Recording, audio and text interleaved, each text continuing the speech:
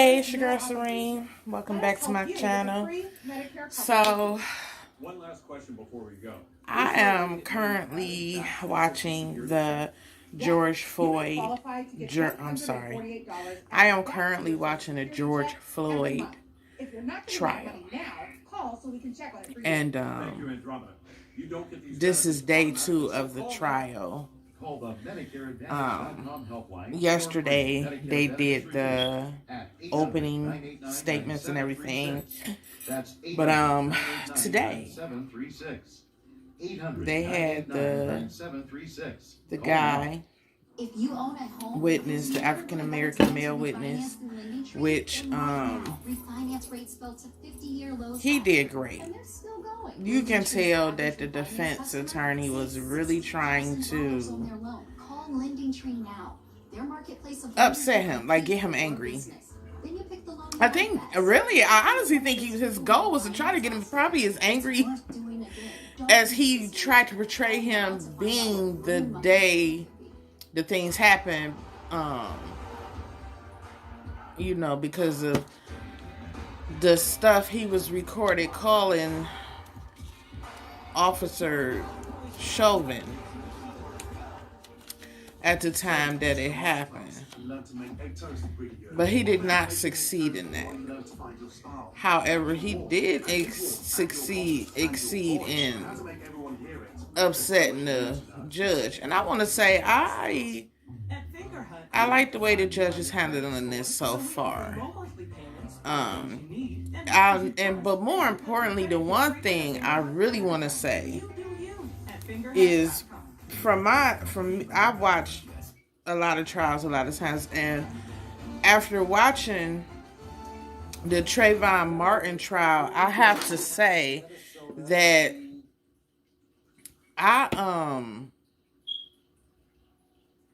after watching the Trayvon Martin trial, it really made me not want to watch any more trials on TV, because I feel like the prosecutor in the Trayvon Martin case did not try to actually persecute in that trial. He didn't even really object to anything that was happening or going on during that trial. He wasn't fighting to get Trayvon Martin family justice at all, as far as I'm concerned. He wasn't fighting like the city really believed this man killed this boy, or none of that. That's what you got off of him through that whole trial, the whole thing. However, that is not what I feel during this trial. I feel these prosecutors are really trying to win this case, and they are serious about winning this case. They're not playing, as far as I'm concerned. So far, that's what I'm seeing, which gives my heart a huge woosah. Okay.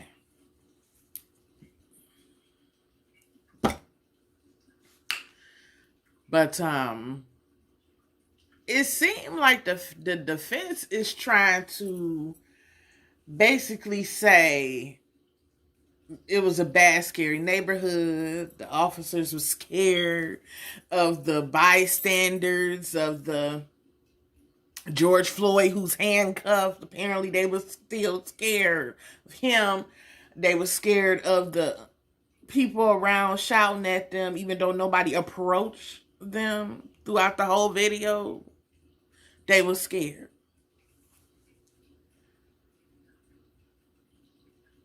They need to come up with some type of if I'm not mistaken, I thought they had a psychological test that they had police officers take to become a police officer.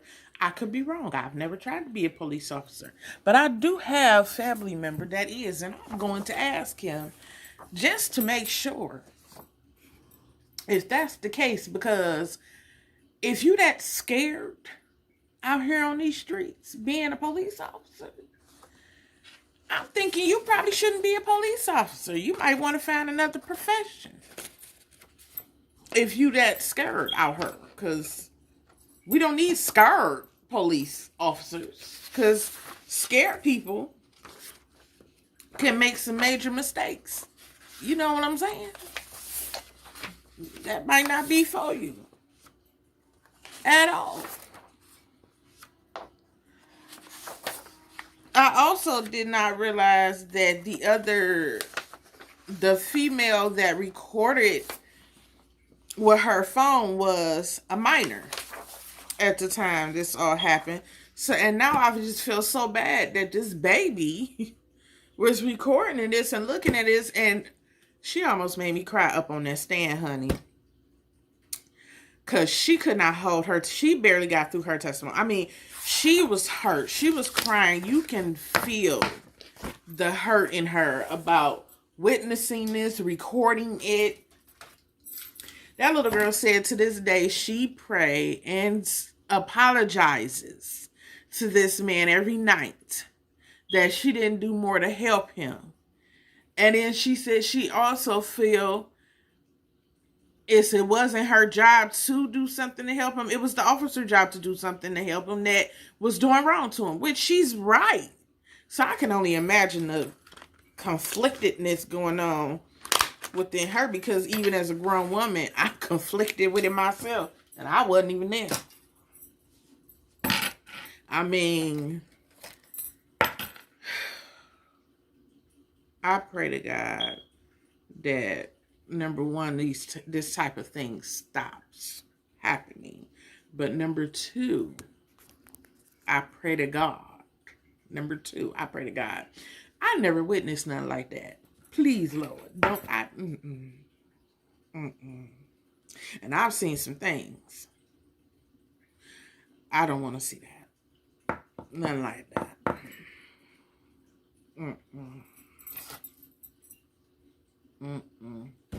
Because the one thing I think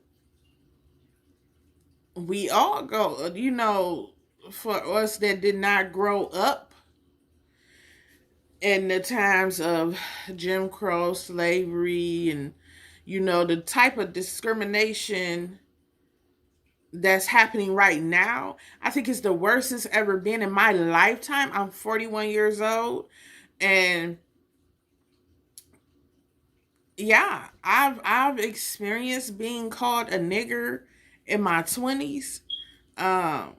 When I started working in suburbs and stuff, but when I've never full on seen the type of discrimination we've been having the last 4 years of who reign, that really let them come on out the closet like it was okay. We all know who we talking about, but he gets no nameage on my channel. He will not. But y'all know who I'm talking about. And this is just crazy. This is just absolutely crazy. It really is. And I feel so bad. I do. I feel absolutely terrible that them people had to witness that period. Even the grown ones, the babies. I feel bad that they all had to witness that. And yeah, they did re-show the tape. The first day of the trial, which I did not want to see that again. So I'm hoping they don't show it again more throughout the trial, because I really didn't want to go through the breakdown like they did yesterday. Because I have actually watched that whole video. I cannot do that again. I can't stomach that again. But I will say they did say that he said he couldn't breathe it was 27 times he told them he could not breathe. And they gave the breakdown of how long his knee was on his neck. What I did, so yes, what I did not know that the second minor witness, the 12-year-old, stated was that when the ambulance got there, they asked Chauvin to get off his neck then, and he did not. they had to forcibly move him off of George Floyd. Did not know that. I did not know that. I don't ever recall seeing that.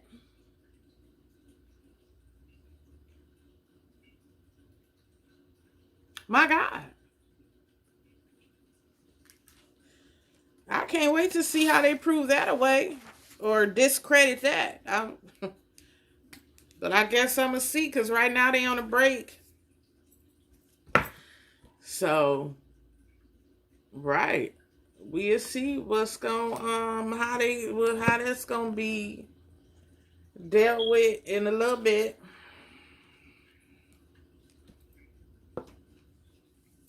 Okay, hey. This is day 3 of the trial, and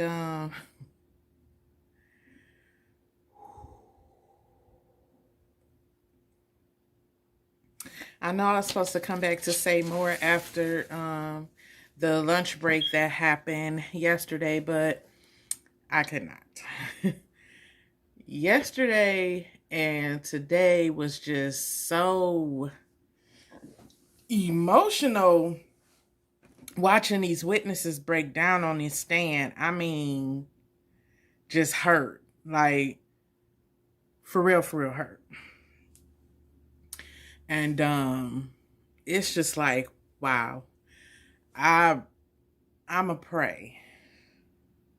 I have prayed, and I'm gonna continue to pray that I hope I never have to witness nothing like that in the rest of the lifetime I have here on earth, because Lord knows I done seen enough in my little humbly 41 years I done been here.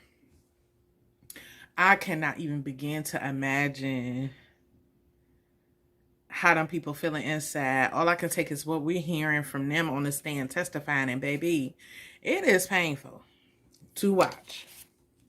Today, they did not call the lady firefighter, which her name is Genevieve.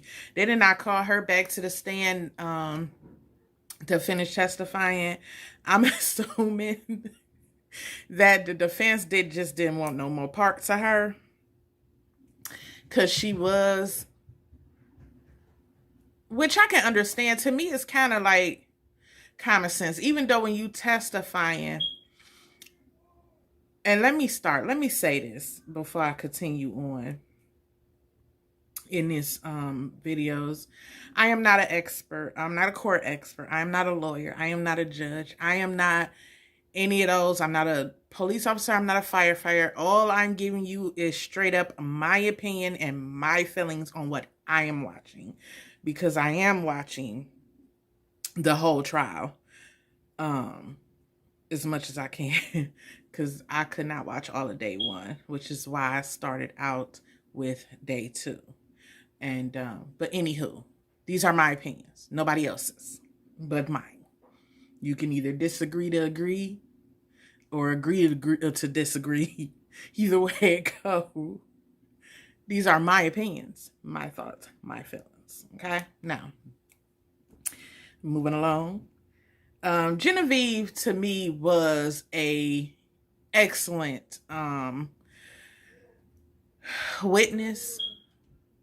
And you know how they say God does everything for a reason, and not only that, he put you where you're supposed to be. And I feel like he definitely put her where she needed to be that day, because she is a firefighter. And she did walk upon the scene of what was happening. And yeah, they completely did not listen to any of her advice, ignored her, and pretty much treated her like she was just trying to interfere with their work versus trying to help. Pretty much is how they treated her. So some of the when she said on the stand that she did not they gave her transcripts of her answers that she had from the following federal, I think it was the FBI that questioned her. And I don't know the name of the other people that questioned her. But anyway, they provided her with transcripts of the answers she gave them. But she admitted on the stand that she did not read them. She did not go over them. She did not reread them. So you can tell as she's answering these questions, this is straight from her memory. This is not coached. It's not rehearsed. Not at all. Now, since she was not thoroughly coached, her answers was very genuine, and you could tell they was genuine. She genuinely, you can tell, was very upset at the fact that they would not let her help. On top of the fact, when it was time for the defendant's attorney, the defense attorney, to question her, you could tell he had to be trying to irk her, and yeah, he succeeded in irking her, but I don't think he succeeded in the way he think he might have been thinking he succeeded, because she is a first responder. No one's gonna, I don't believe nobody in that jury stand is gonna discredit what she had to say because she got an attitude with the defense attorney. I don't. Because of the fact that she's a first responder. And the thing is, she has the training for a first responder medical emergency for because she's through her firefighter training, which they all questioned. They questioned her about all of that when she got on stand. So she has a certification for all of that and everything, and y'all completely ignored her. And they even played the part of the tape where she did, the one cop, Tile, asked her, "Are you really a firefighter?" And she said, "Yes, I am a real firefighter," and proceeded to tell him where she worked. And she like, "Just at least let me check his pulse." Again, the whole time she's begging to at least let me check his pulse. I can, help out. And his response to her was, "Well, if you really are, then you should know not to interfere."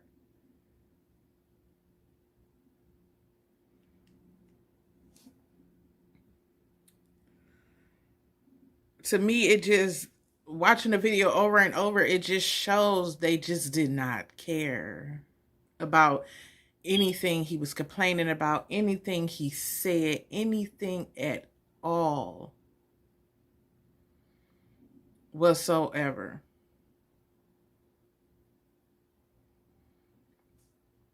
I mean, they was not caring about anything he was saying at all. That's just crazy. Then on top of that, they had the gentleman. If you watch the full tape, it's a older, elderly black guy. In the beginning, when they were trying to get George into the car, the police car, he was telling George Floyd to just get in the car. Like, "You're not gonna win. Don't fight him. Just get in the car."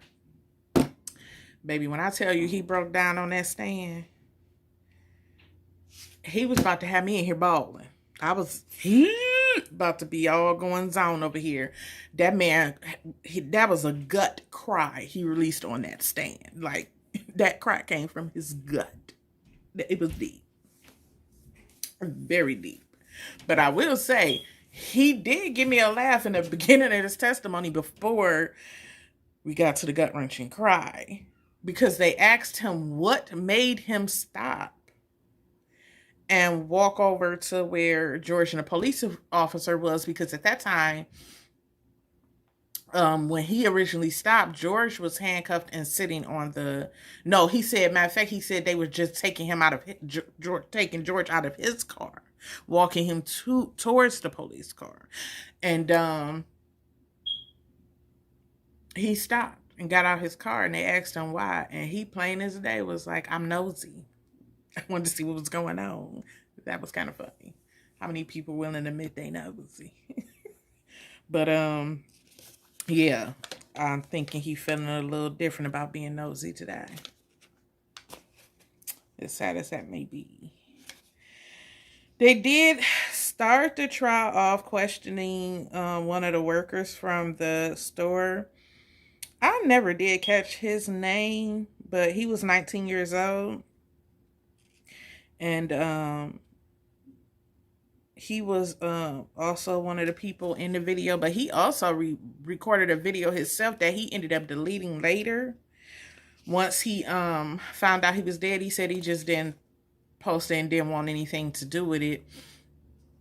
But more importantly, the emotional part of his testimony was the fact that he felt it was his fault. He felt like if he would have just said bump it and just let it slide that he tried to pass a fake bill on to him, he feel like none of what happened would not have happened if it was not for him. So basically, he's another one taking the blame of what happened to George Floyd onto himself. And we all know that none of it is their fault, period. But that is how these people are feeling that came up on this stand, because even the paramedic that was on the stand yesterday, her thing was she just felt so helpless that she just cannot. She's another one. She also broke down crying on the stand because she said she felt helpless. That's one common thing it seems to be with all of the people testifying so far, is they just feel it's their fault because they could not do more to help him, to save his life, basically. And yeah, I just feel bad that they all feel that way. To me, so far, I feel like the state has a beautiful case, and it looks to me as if the defense is trying to go with, it's the crowd's fault that he killed George Floyd. That's pretty much, that's exactly what he's trying to go through, because all of his questions and all of his things seem to be going towards, okay, if it was angry mob all around them, cars coming past, a whole bunch of cars driving past, and the cops were scared, and that's what they couldn't concentrate on George because they were too busy concentrating on what was going on around them, which is a bunch of bull.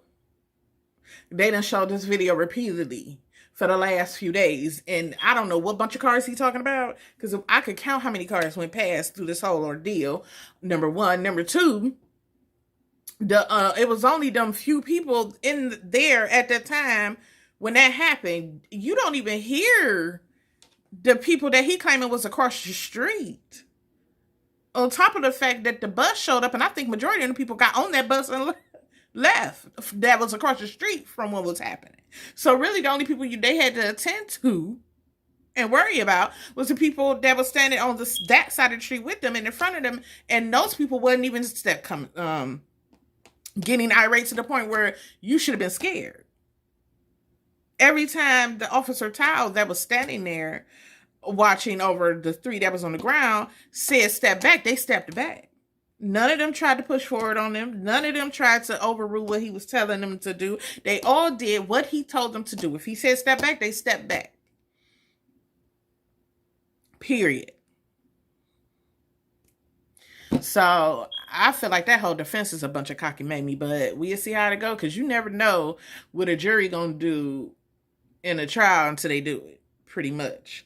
But I just really feel that from what I'm hearing so far from the state presenting its case, solid. To me, it's a solid and simple bottom line. He was wrong. He did wrong, and he didn't even care that he did wrong. And I think his whole demeanor throughout the whole thing was, it's like the madder the crowd got with him, the more he dug into George's neck, to me. But we shall see how this go as the days go on. But this video that I'm doing, it is 2 separate days. This is day 2 and day 3.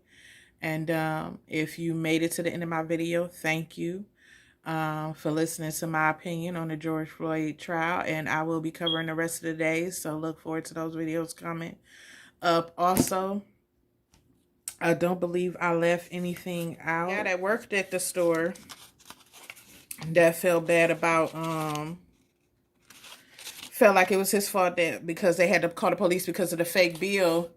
I feel bad for him because he even went to the extent to quit his job. And if I'm not mistaken, it came out in court that he lived above the store and worked in the store, and he's no more. So he said he didn't feel safe. So that's bad. So you can tell that basically it just affected all of their lives, every last one of them. But today's, to me, most effective witness is the elderly gentleman that was the first on the scene before any of the other witnesses was there. To me, he was more effective today because, like I said, that cry he had came from the gut. And he broke down to the point where they had to give a break to him and the jury so everybody can recollect themselves, because, honey, that cry, it was deep. It was deep. It almost had me bawling in here. Seriously. It really did. So yeah.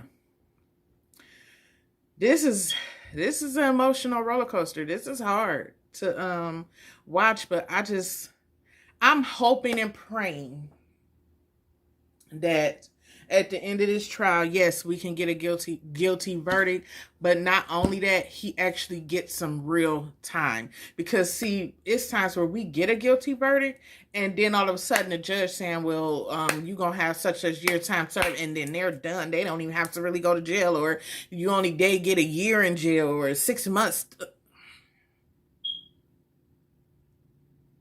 I'm hoping he actually cannot operate as a cop anywhere ever again, and he get real time.